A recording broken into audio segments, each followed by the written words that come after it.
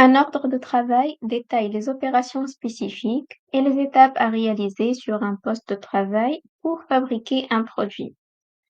Sous l'application Fabrication, j'avais configuré les postes de travail ainsi que les opérations et j'avais bien lié les opérations à des nomenclatures.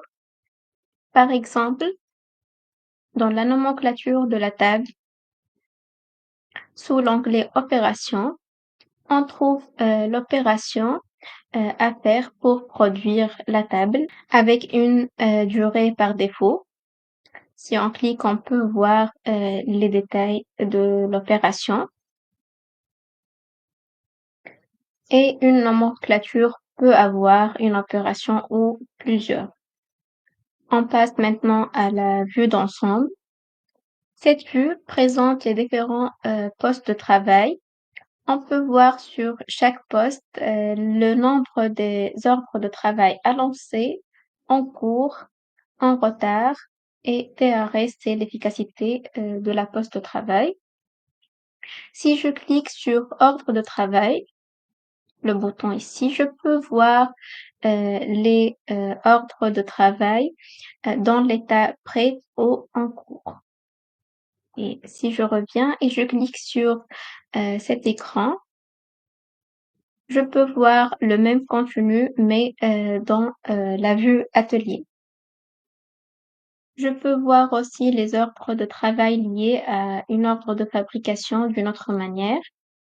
Sous le menu Opération, ordre de fabrication, par exemple, ici dans l'ordre de fabrication d'une table, j'ai une table à produire et sous l'onglet Ordre de travail, on trouve l'étape à faire pour produire la table. Et un troisième endroit pour consulter tous les ordres de travail sous le menu Opération, Ordre de travail.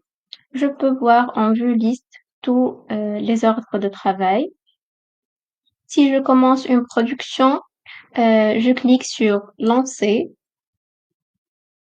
et ici un chronomètre va se lancer.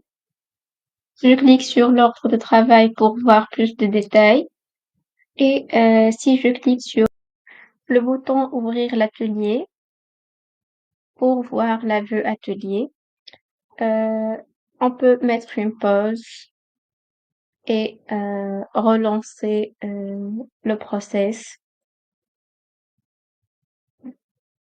On peut voir aussi les différentes instructions ici et depuis l'icône de configuration, on peut faire soit reboot, ajouter composants, ouvrir l'ordre de fabrication, déplacer au poste de travail, mettre à jour les instructions, créer une alerte qualité ou bien demande de maintenance et bloquer si on veut bloquer l'opération. Donc, cet ordre de travail est très simple et basique. Je vais vous montrer une ordre de travail avec plusieurs instructions. Je reviens vers la liste des ordres de travail. Donc, cet ordre de travail, je vais ouvrir l'atelier et voilà, dans cette vue, j'ai cet ordre en pause avec 8 instructions. On peut l'exécuter l'une après l'autre. On clique sur chaque instruction pour l'exécuter.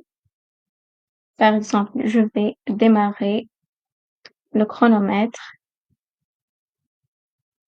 et je suis maintenant dans l'étape de ajouter la quantité et le numéro de série, par exemple.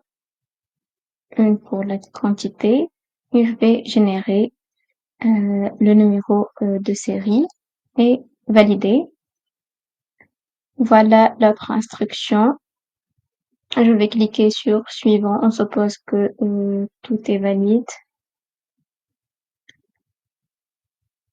valider, suivant. Cette étape pour imprimer le label, imprimer l'étiquette.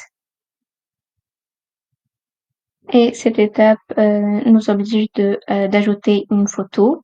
Je vais quitter l'instruction pour voir l'avancement. Donc, on est dans cette étape et toutes ces étapes sont bien validées.